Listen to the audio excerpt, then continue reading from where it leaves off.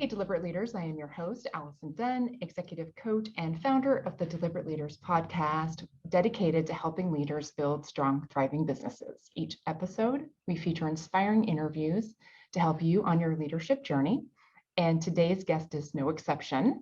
Today, we have joining us Charlie Bales, who is a fourth generation family member running a $700 million family owned business.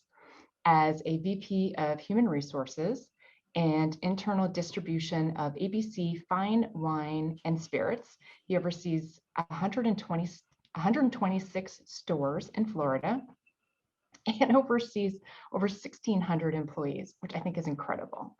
Over his career, Charlie has been able to develop real life experiences and lessons learned from being a top executive and running a nine-figure family-owned business that has been successful for over 4 generations. I am really looking forward to hearing more about on this topic and what Charlie thinks public companies can learn from running a family-owned business. Charlie, thank you so much for joining us today. Thanks for having me, Allie. This is a pleasure, and that intro makes me sound a lot better than I am. I'm not. We've got an unbelievable team, which I'm sure we'll be talking about. Absolutely. Well, I truly do believe that you need an incredible team to be able to have longevity such as that, for sure. I always like to kick these off with a deliberate conversation. And so, Charlie, what would be your number one leadership tip for our listeners today? Oh, that's a great question. And there's so many good answers. But the one that just jumps straight to my head is it's okay to accept help. I think most leaders try to do it themselves. The ego and pride get in the way, and I am certainly guilty of that.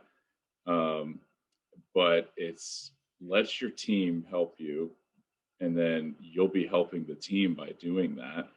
Listen to your mentors, listen to the people who have done it, and just don't try to do it yourself. Just accept help. That's not a sign of weakness. It's actually a sign of intelligence.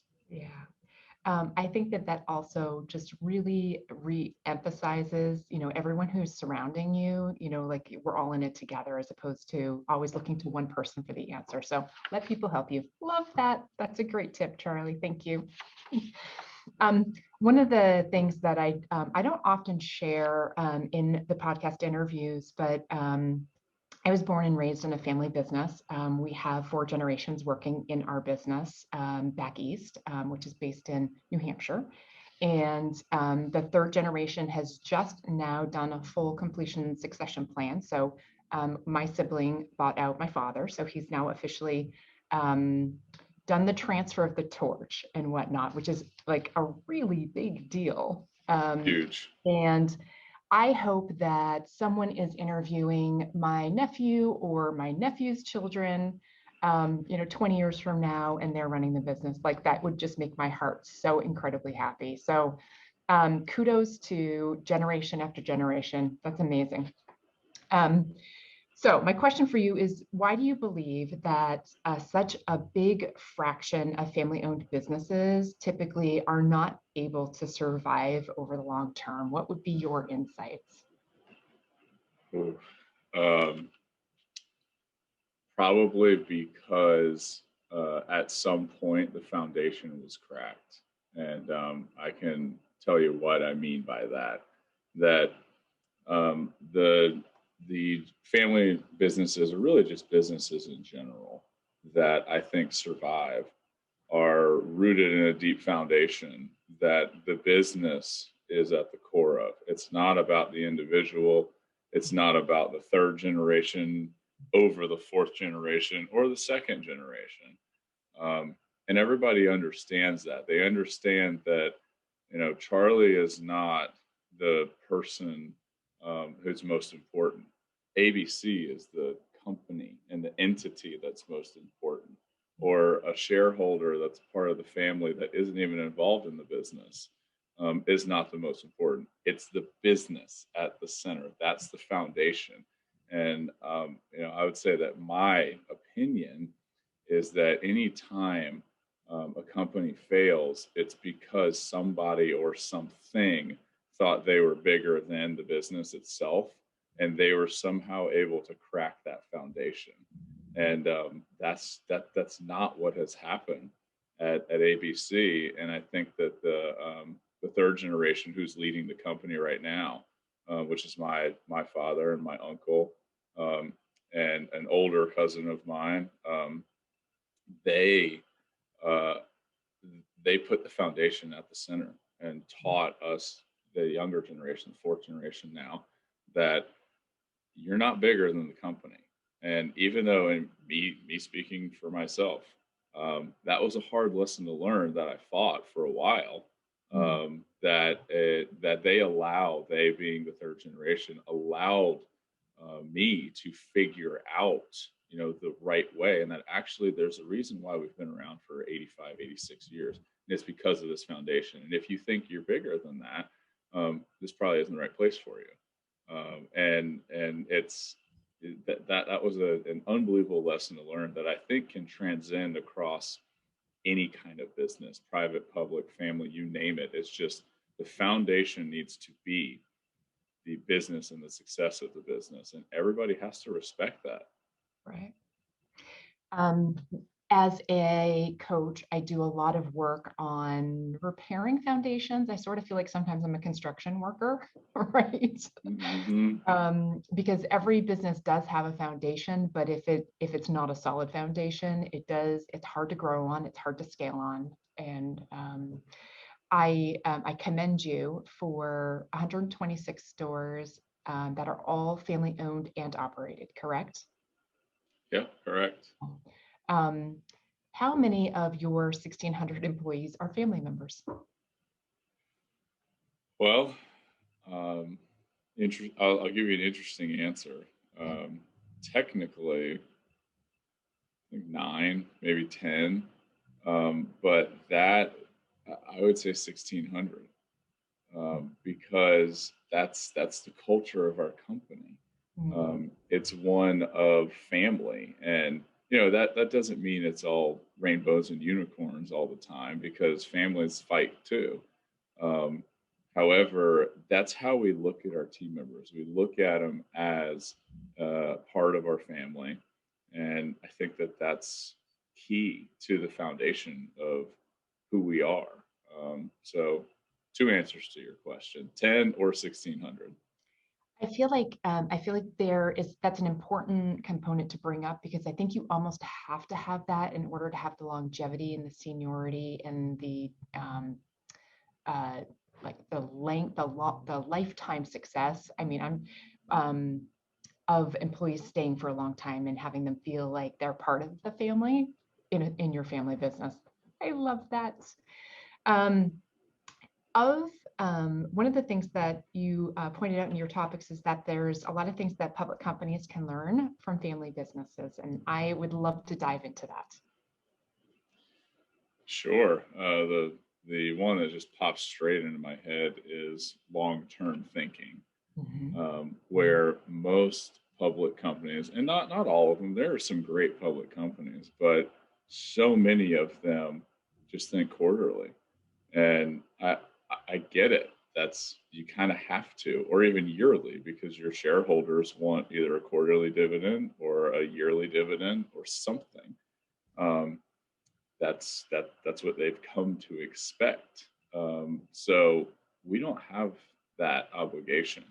And for our executive team to put together, a 3, 4, 5 year plan to present to our board, which actually we have an outside board of directors. So I think that's another cheat code to a privately held company. Get people outside to be your advisory / boss of the executive team. Yeah, and maybe not all family members. Oh, correct. No, we've got a non-family outside executive board. Excellent. But you have to present to them. So here's our 4-year plan. We're not going to make money for 3 years, but on the 4th year, this is what's going to happen. Where that's never going to work in a publicly traded company. But that's exactly what we did in the teens of the 2000s. And once COVID hit, we were prepared because we had invested in talent, guest experience, team member experience, everything, which our outside board approved, and also the company was allowed to think that strategically and that far out, where just public companies don't. And I don't know if they're, I shouldn't say don't, that's a broad statement because there are some companies that do, but you know what I mean. But I don't know if that's something that can really be changed in a lot of companies, because people are so impatient about results and wanting to get a financial result, where with a privately held family owned business, you can really look long term, and that'll separate you from everybody else. Knowing that you're able to make kind of long-term investments, and I'm thinking, I think I have a general idea of what ABC Fine Wine and Spirits does, but maybe we could take a little bit of step back and also with that, I'd love to understand how COVID, where we are like right here, right now, today, how is your organization handling it? Yeah. So I heard two questions in there. The first one, I will tell you about how our brand has changed in the past 30 years, and it's an unbelievable change. And then I'll talk about COVID. So in the early 1990s, the third generation took over the business. And when they took over, we had 200 corner liquor stores, so small little liquor stores, and 100 bars attached to those liquor stores. That seems very smart, kind of. Oh, it's synergistic. Yeah, absolutely. But yeah, it creates its own set of nightmares that thank God we're not in anymore. So when you compare what we were in the early 90s to what we are now, which is 100, or I should say our average store size, that corner liquor store, it was 2,000 or 3,000 square feet. It was just tiny. And we weren't even in the wine business. So now you've got 126 stores. 30 of those stores are 2 stories. The stockroom is upstairs. And the average size of the store is 10,000 square feet. And we sell over 5,000 wines. And we've become just an absolute destination. Our stores are bright, they're clean, they're safe, they're actually beautiful. When we enter into a new market, and we show our building to the group that's going to approve or deny it, they look at it and they're like, "This is a liquor store? This is unbelievable. It's the nicest building. It'll be the nicest building in town." And that's the legacy of what our third generation of leadership has done. Is they took over, a business that was doing fine, I'll say, but it wasn't the character that we were looking for. We didn't want to be open until 2 a.m. selling lottery tickets and every other thing. Where now we're this, wine destination that is just a beautiful store, a beautiful experience, and our team members are even pretty beautiful on the inside as well because they offer such great service. So I feel like hopefully that answered your first question. Absolutely, yes, it did. And I'll just add, I'm heading to Florida at the end of March. I'm going to seek one out. I'm intrigued. I've not been to an ABC, so. Well, please reach out to me, and I will help you out big time. So, and then your second question, just to talk about COVID and what it's done to us. So, as I mentioned earlier, we were in the building phase and in the investment phase for the past multiple number of years, and that's investing in talent at the director and higher level. I mean, our executive leadership team, which is about 30 people, when I look at it, when I entered the business about 12 years ago, and I look at it now, it is unbelievable. I mean, just the talent that we had, and really we went out and got that talent and developed a lot of that talent in-house too. When it wasn't really financially, or we didn't have the financial ability to do so, but we did it because of our long-term planning. So then COVID comes, and what COVID has done in a lot of the businesses um, that are still in business is it sped up time by about 5 or 7 years. So things that we were working on, I mean, we were working on buying online and being able to pick up in our store or being able to pick it up on the curbside delivery. And these resources like Instacart and Shipt and Drizzly that are all household names now. We're just getting started in 2017, 2018. So we were working on all of that. And then COVID hits in 2020, I really, the beginning of it. And all of that just got blown up. But we were already working on it. So it was easy to just put the foot on the gas. And we already had buy online, pick up in store. So we get curbside up and running in 12 days instead of 2 years because we have the team to do it because we invested in it. And we get rewarded for that because we're doing it to offer a better experience to the guest and to give our team members, the ability to satisfy the guest need. And then something like COVID, which is totally beyond your control, happens. But we were ready. Yeah, that's awesome. I am, so you are the VP of Human Resources. Is that the role that you currently are in? So you're in talent acquisition. This is sort of your zone of genius. Okay. I preach on this all the time, but can you take a few minutes and just talk about how you've had what your focus was in talent acquisition and getting the right people in the right seat? Oh, yeah, that's we could all probably write a book on that, right? Right. So I think it starts with, and I'm a perfect example of this, with the third generation allowing me to figure out what seat I wanted to sit in. And it's not so much because I didn't know where I wanted to sit. You got to find your natural talents and abilities. And I think that's something that we have gone the direction of over the past few years is figuring out what seat do people want to sit in. So it's not so much what Charlie thinks, this individual part of our team, I think you should sit over here. Well, where do you think you should sit? Where do you want to sit? I think that switch flipped a couple of years ago. I think that we were the business that was looking to put people into the right seat when really all you got to do is ask, which seat do you want to sit in? And then it's my job at a higher level to make that decision of, okay, do I think you can be in that seat? Can you do what's involved in that seat? But instead of just saying yes or no, it's let me tell you about that seat. Let me tell you about the expectations of that seat. And it's just opening up a line of communication between driver and passenger. And maybe the driver and passenger need to be flipped after that line of communication. And that's fine, because even if something like that has to happen, it's not like the driver or the passenger are going to get off the bus. You're just in your new seat and the company benefits.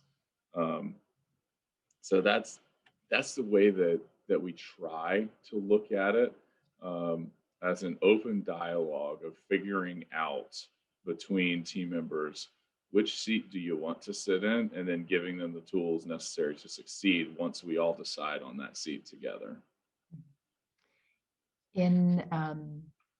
Are you faced with a similar challenge as to whether you have everyone on site working in office, or like what is your current work environment with 1,600 people? So that's a crazy story, but our corporate office is about 100 people. We have our own warehouse where we supply about 40% of the products in our store are coming from our distribution center.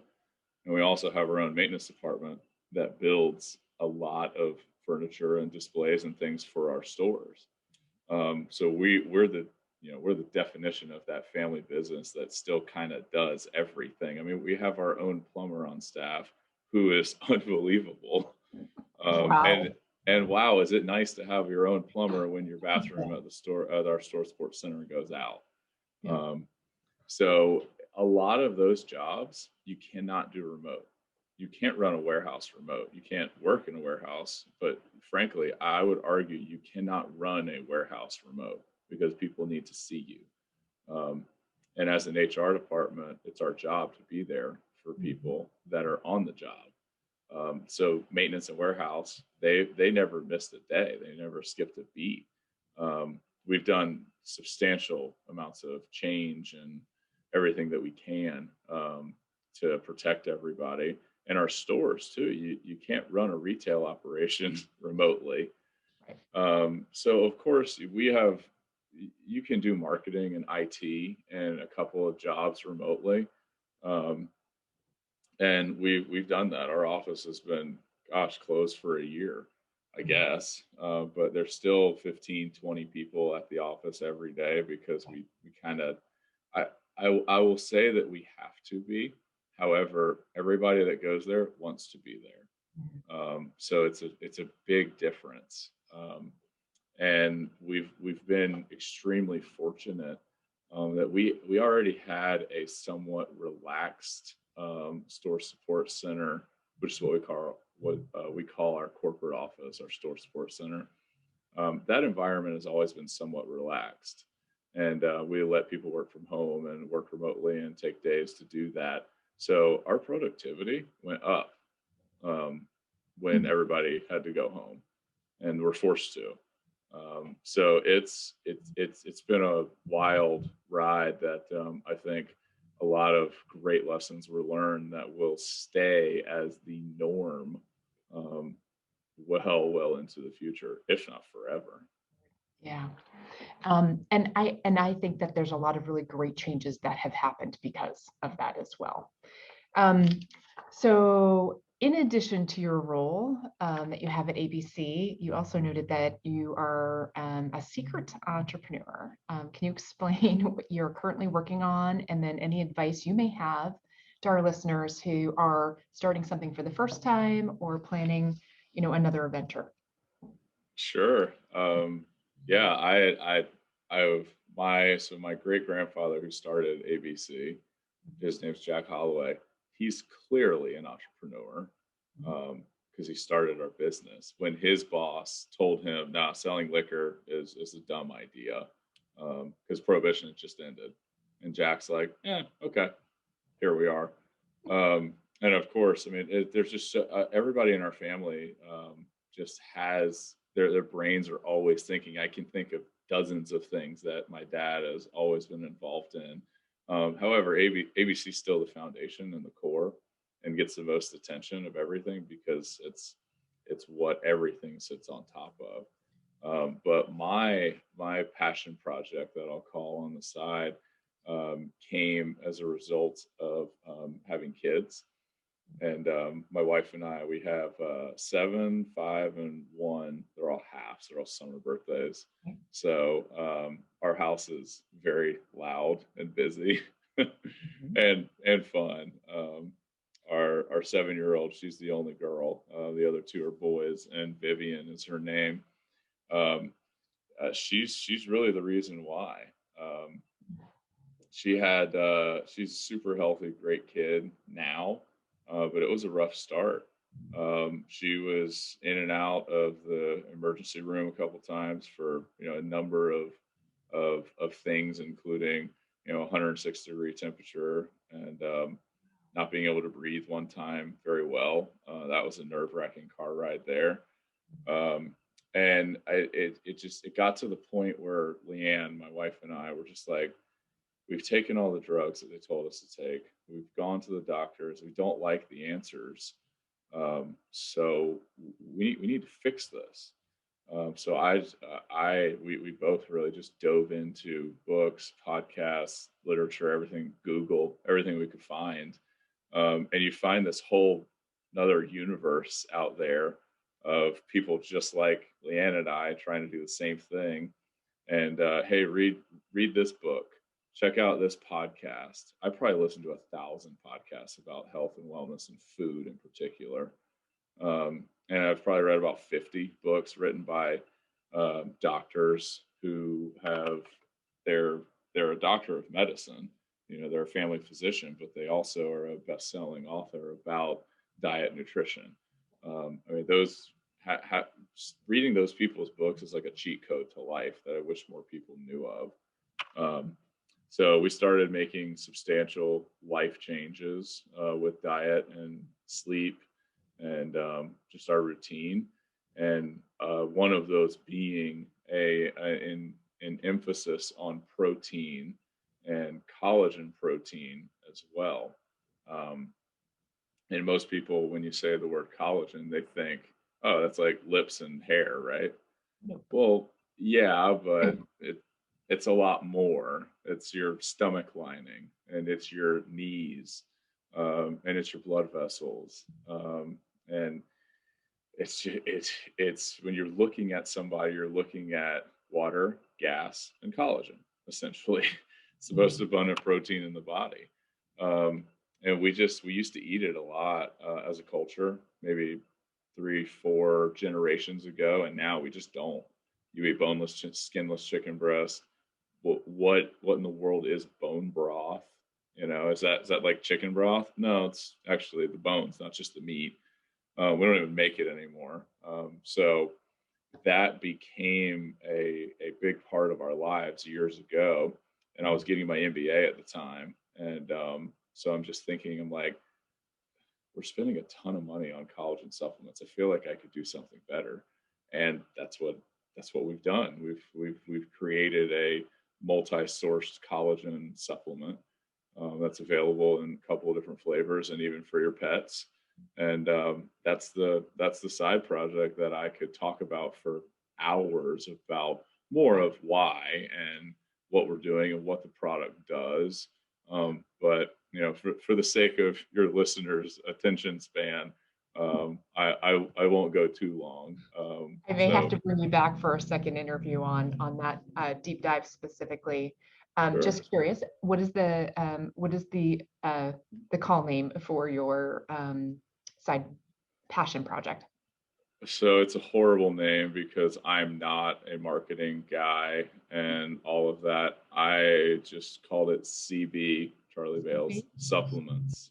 Okay. So our website's cbsupplements.com. And I should have called my brother-in-law, who's a marketing genius, before I did this, but I was just so centered. I'm like, let me just get the domain name and buy it. And like, boom, all right, we're done. And now we're still called CB Supplements today. And I'm actively trying to convince all of my partners, can we change the name, please? That's funny, but it rolls off the tongue. Like, I work at ABC and my passion project CB. Actually, I've never thought about that. That works pretty well. I only need 3 letters of the alphabet to describe everything I do. So I'm going to tie it actually back. I'm going to close the loop on this one. Where does the name ABC come from? What does that stand for? What was the thinking behind that? So that's a great story. A couple. So when Jack started the company in 1936, ABC was the first number in the phone book. Mm-hmm. Yep. And it's really as simple as that. You have other states that have ABC packaged liquor stores that are usually government run, because when Prohibition ended, it gave every state the right to tax alcohol however they want. And a lot of states choose to run the retail side of alcohol themselves. Mm-hmm. So it will stand for, alcohol beverage control in a lot of states. Okay. All right. And so ABC is first in the phone book also. So it's double win. Exactly. Except now that genius brother-in-law I was talking about, we've rebranded it to stand for Always Be Celebrating. I love that. Well, we sell a celebration in a bottle, if you think about it. Most, and by most, I mean, if you came to work a shift in our store, you would see that 95, 97% of people when they come into our store are just happy. And they're like, this is unbelievable that this is like a quote unquote liquor store. This is beautiful. The selection's unbelievable. Like the people are nice. I'm just going to go celebrate. And, that's what we get to do for a living. Nothing against the people that sell widgets for a living. But it's a lot easier to sell celebrations. Oh, for sure. My token. So my husband is amazing, and he is the first to procure a celebratory bottle of wine every time I land a new, client company to work with, and so that is always our celebration token to honor, and be grateful for what we get. So I love that. Always be celebrating. That's golden, actually. Well, that's a really good husband you got there. Thank you. I have a couple of kind of off-topic questions. I'm super curious. Right now, I work across a ton of different industries, and I'm just curious: is supply chain management an issue for your industry right now? Yes, it just depends on where, and I wear a couple of hats for Yeah, because you ABC. have distribution as well as a title. So can we talk about that? Because it's a big issue in a lot of industries. Yeah, so I'm the internal side, so that warehouse I was talking about, I actually oversee that operation as well, which is super fascinating to do two really different jobs with. Human and then system. Yeah. Product. Exactly. Which really warehouse is unbelievable. It's just this big box of IT that you can. You're only as good as that IT system. For sure. So it's fascinating. Although the team we have out there, not to discredit them by that statement of IT, because they would probably do the job just as good without any IT. Yeah. We're extremely fortunate. That team's unbelievable. But yeah, we're seeing issues all over the place. Excuse me. Um, like we can't seem to get a lot of construction materials for our maintenance team. Light bulbs, for one, is an issue. I mean, the price of wood and metal has gone through the roof, um, and even on the liquid side, I'll call it, the actual product that we sell. Um, Mexico was shut down for a couple months, so items coming from Mexico, Corona ended up being fine because they make it here most part. But a lot of the boutique items that we sell, it was hard to get because people couldn't work down there. And it's same with other parts of the world, New Zealand, Australia, a couple of other places that were just on severe lockdown. It was hard, but and even ports to get people to work at the big port in Savannah or the big port in New Jersey, where most of our product comes into that's imported. It could sit there for a while, and there's not really much you can do about it, but except pray, I guess. So it's certainly impacted, but it's also a huge testament to how quickly people, when they do get back to work, fix the problems, because I would say that our consumers who shop at our stores, our guests, I don't think they felt much of anything, because we would just figure out ways to do it, because that's our job, that's our duty and our obligation to our team members, really, to have the product to sell to our guests. Thank you for sharing that insight. If you had, well, maybe you already know, maybe this is already laid out in the foundation of what is to come for the next decade, next generation. Like, where do you see ABC going? Well, we're certainly looking to meet the guest where they want to do their shopping. So that's a multi-channel approach with strictly online delivery, store experience on the website, what exactly that in-store experience means now, because we've got beautiful tasting areas in our stores that we couldn't use for months. Now we're getting back to using them, but it's a different style now with you have wine taps that you're getting samples from instead of pouring a bottle. And how do you bring that experience to a delivery? I don't know, but luckily we've got really smart people that are working on that, and we're trying to meet what the customer actually wants, and that's on an individual level.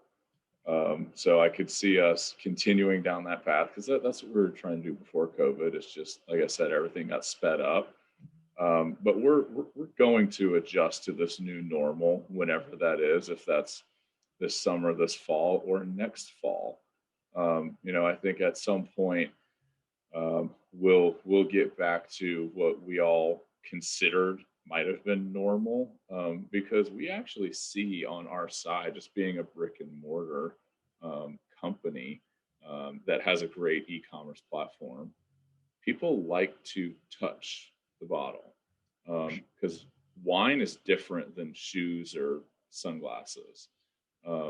People like to touch it. They like to talk about it. And we've got unbelievable salespeople in our stores that wine, if my passion project is collagen, protein, and health, their passion for everything is wine.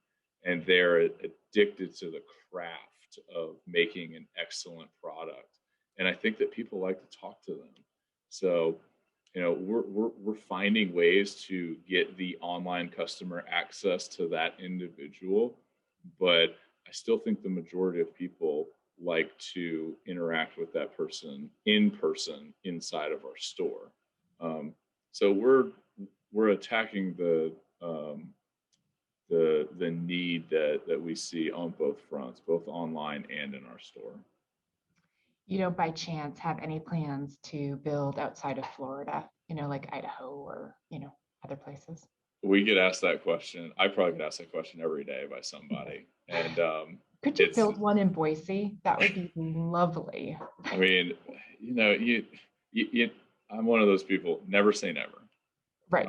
However, the laws of every state are different. Sure. So Florida is growing.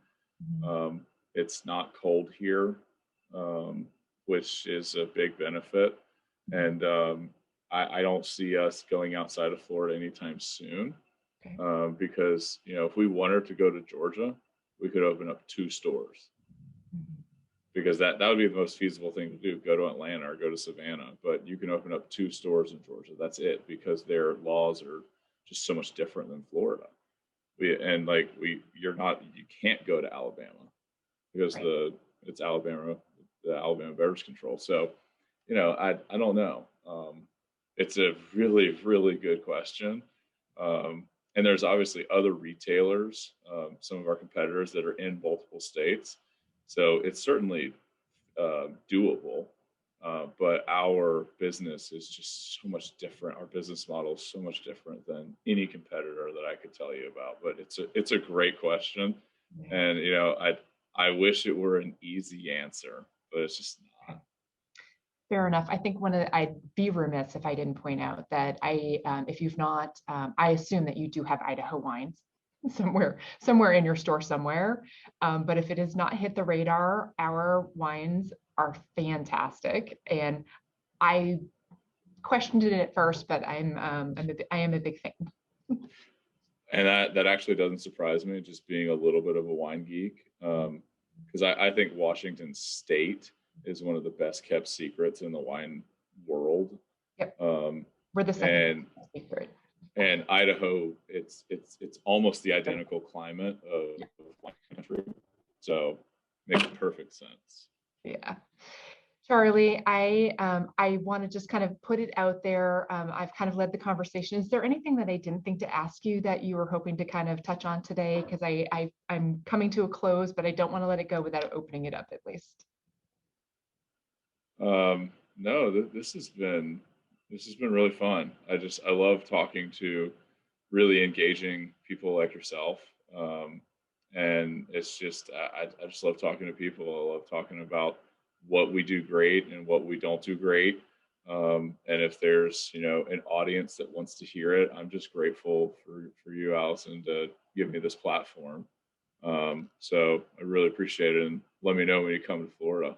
My pleasure. I love family-owned businesses. I love the fact that they last for generations, and it is because of the great leadership that they continue. So keep it going.